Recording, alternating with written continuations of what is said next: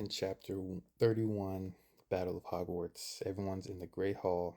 Everyone's getting ready for what's about to happen. All the teachers are in their regular spots. Professor McGonagall is ready to address everybody, and everyone's filing in. She has the students that are leaving, the younger ones like ready to go, and the older ones who want to stay and fight. They are to stand back and await further instructions.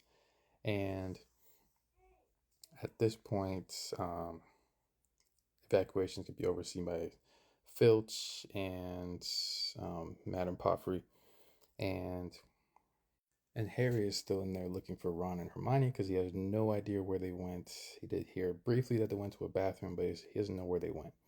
And some students asking, well, Slytherins are asking where Snape is, and Professor McGonagall said, he ran off, and everyone like cheered, and then it was all cut off by loud noise that echoed through the whole school. And it was Voldemort's voice. He was like, I know you're prepared to fight.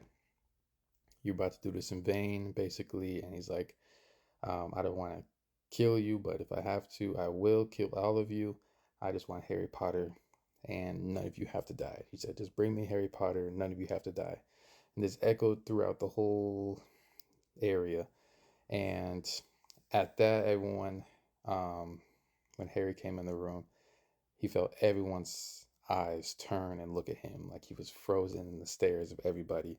And then Pansky, like Malfoy's old girl from Slytherin, was like, there he is right there, just grab him. And at that point, Professor McGonagall's like, all right, and then you can get out of here and go on and leave. So a bunch of the Slytherins left, and good amount of Ravenclaws left too, but some stayed to fight, and then even more Hufflepuff stayed to fight, and then half of Gryffindor basically stayed to fight. So that was good. So yeah, Harry's still looking for Ron and Hermione. People are getting the battle stations. Kingsley, Lupin, Fred, and George. They're getting their groups that they're going to take to protect certain areas. Obviously, the teachers are going to protect certain areas. And then Professor McGonagall reminds Harry, "You're supposed to be looking for something." And Harry's like, "Oh yeah." And then so he runs off. He has no idea where he needs to go, but he remembers that Voldemort had Ravenclaw Hall like being monitored, so he's like, let me start there and look for somewhere. He's remembered it hadn't been seen by anyone living, and then at that moment when he thought of the living part, he's like, oh, and then he ran to find Nick, the headless ghost, or half, almost headless ghost, and he finds Nick and he asks, I need to talk to the ghost of Ravenclaw.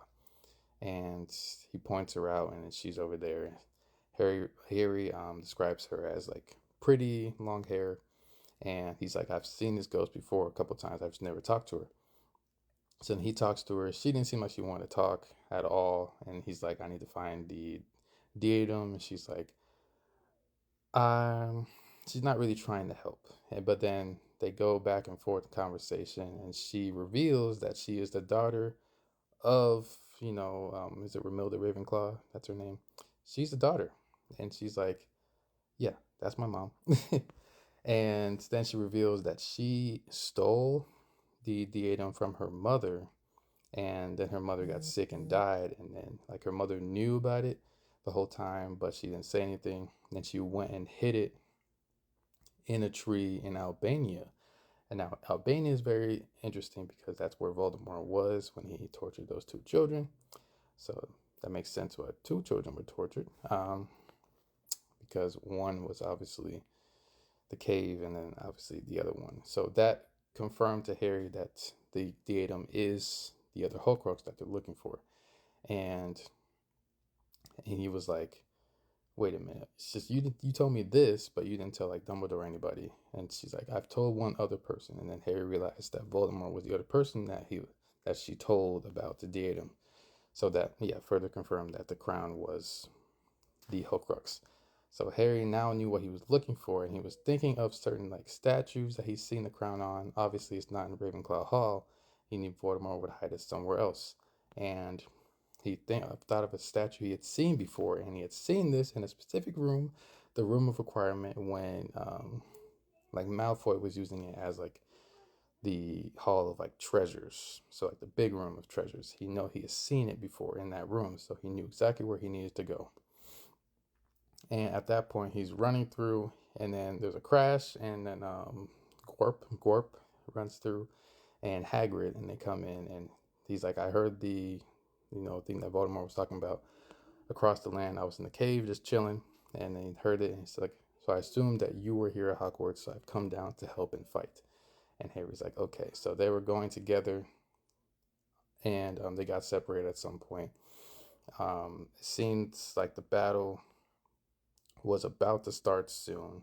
And then Harry runs into Ron and Hermione, and they are kind of beaten up a little bit, and they have a bunch of objects, and they explain to Harry that it was actually Ron's idea to go down into the Chamber of Secrets to get the basilisk. Well, basically, they went down there to kill the basilisk so they could get the fangs, because those are also things that can hurt Horcruxes. And they showed that they used that the fang to destroy the cup. So now that's one Horcrux down again. So now they have one left, and that's just the diadem. And Harry knows exactly where it is, so he says, "Follow me, and let's go." So they go to room requirement. In there is Tonks, Ginny, and Neville's grandma. And she asked where Neville was, and he said Neville was out there fighting, because as they were running, they ran past Neville. He was holding a bunch of those mandrakes, so they were going to throw them at Death Eaters as the battle was starting. So the battle was starting in the background. You could hear like spells going off, and like seeing some gargoyles have been destroyed already as Harry is running through. So a lot of commotion, and then like explosions in the background. So they run to the room requirements, and as they go in, um, obviously they tell everyone to get out of the room requirement because they need to change it. And he says, Ginny, you leave, and don't run off. He made that very clear to Ginny. Don't run off. Just stay right here, and then we're going to change room up and come out. We'll be out, in and out.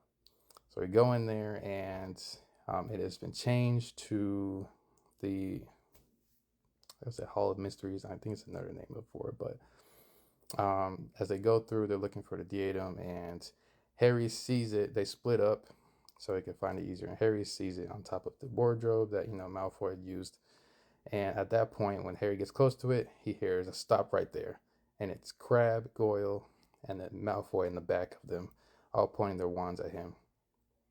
And I just realized this is probably gonna be a two-part video because there's a lot that happens in this chapter. So they're pointing their wands at him, and they're like, "Stop right there," Crabbe and Goyle are talking about, we've gotten better at our spells, and we concealed ourselves, and we're waiting for you to come out because we knew you were going to come here. And like Crabbe and Goyle did not really know about the diadem. They didn't know what it was, but they heard Harry mention it, so they followed them so they could get him. Now Crabbe and Goyle here aren't really paying attention to the rules. I'm not. Well, Voldemort wants Harry alive. Malfoy is making this very clear. Crabbe and Goyle do not care at all. They're like, we can kill Harry here right now. At this point, I feel like there's been a change in relationship between Crabbe and Goyle and Malfoy.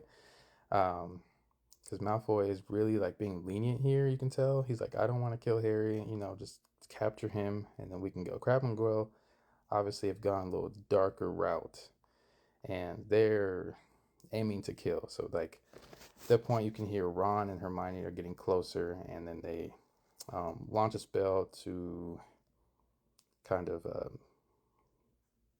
entrap Harry in the area that he's in, and that blocks off an area for Ron to come through. And at this point, Malfoy's like, stop. Like, he's like, stop. We don't want to hurt the diadem or anything else in here because those things are important. And see, Malfoy, I could feel like he could see the importance of this for right now. But Crabbe and Goyle, yeah, they don't care. And Harry is just has his wand out. He can't really fight 3-on-1. It's gonna be unfair. And then everything just starts getting way more crazy.